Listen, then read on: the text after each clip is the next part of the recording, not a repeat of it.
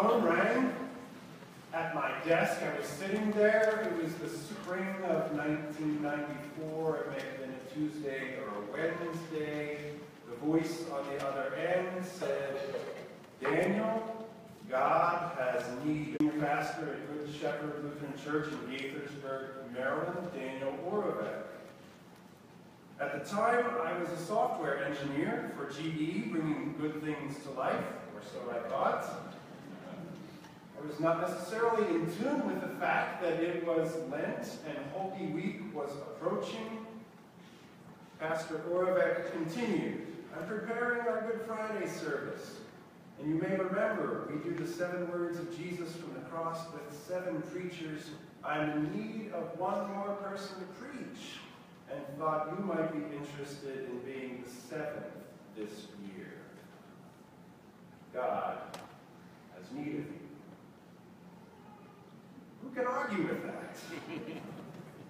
Although I had been active at that church, being a sponsor for the youth group for several years, I had never preached before. I sat at my workstation, with the phone to my ear, looked around my desk, saw the stack of training binders from GE with the logo on the front that we affectionately called the GE meatball. I looked at the pictures of my family on the cubicle wall, and I found myself saying, "Sure, I'd love to try that." However, I said, "I'm assuming that since there are 7 preachers and only 1 service, I won't have to ramble on too long." He was happy to have me as the 7th preacher, and thus began my journey to becoming a preacher, starting with the phrase, "God has need of you." This Lent, 30 or so of us are studying Luther's small catechism, and 80 or so are using a Lenten devotional titled "Free Indeed," based on that catechism. And this morning's reading from this devotion includes a reflection on the first article of the Apostles' Creed, "I believe in God the Father Almighty," to which Luther wrote, "I believe that God has created me, along with all that exists."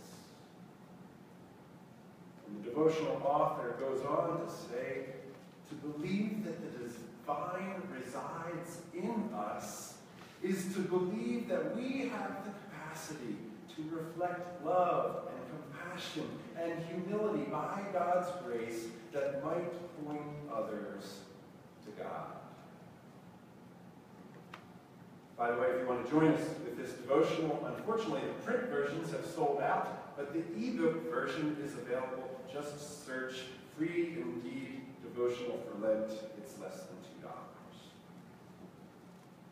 The belief that God has created us has implications. It has implications for how we treat ourselves, and it also has implications for what we believe we have to offer to God and the community around us. What the author in this devotion calls our service to the world. For we believe that God has created you with different talents and strengths and passions and experiences and insights. And my friends, God has need of you.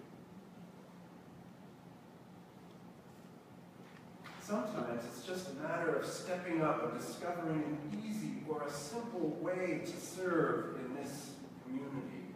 Other times it's a more profound discovery of our life's purpose unfolding.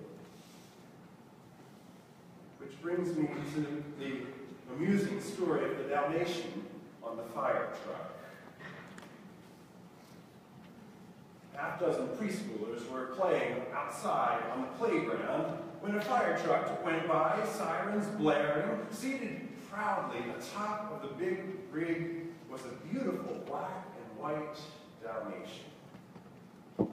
This started a discussion among the preschoolers as to what the dog's purpose was.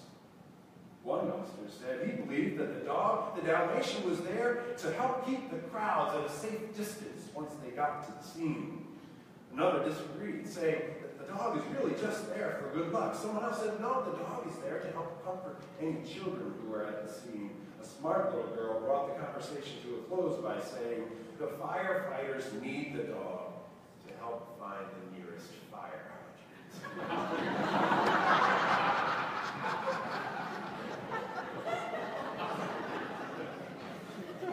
Every creature has its purpose. The firefighters had need of the dog. God has need of you. The Creed reminds us that we are all created in God's image. Paul, in the reading today, reminds us that the church reflects the body of Christ. Of Christ. He talks about this as an image, as a body. As he was teaching the Corinthians so long ago, the community of faith was wrangling and disagreeing over how to manage their message as believers. And Paul says to them, yes, we may be different. Yes, we may have different functions and perspectives, but we can work together as one body. As we do so, we connect not only with one another, but with Jesus, our Lord, who designed us to be in community with him. And so we are surrounded by many examples of how to do this. As I think of our children downstairs on Wednesday nights, preparing to share a musical with this community in a few weeks. Or I think of the teens who provided a coffee house atmosphere a few weeks ago at one of our fellowship events. Or the adults who are learning to sing in Latin for the sake of the Soiree Requiem, which is coming up. Or our confirmation class, who are beginning to rehearse scene after scene of Jesus' last week on earth.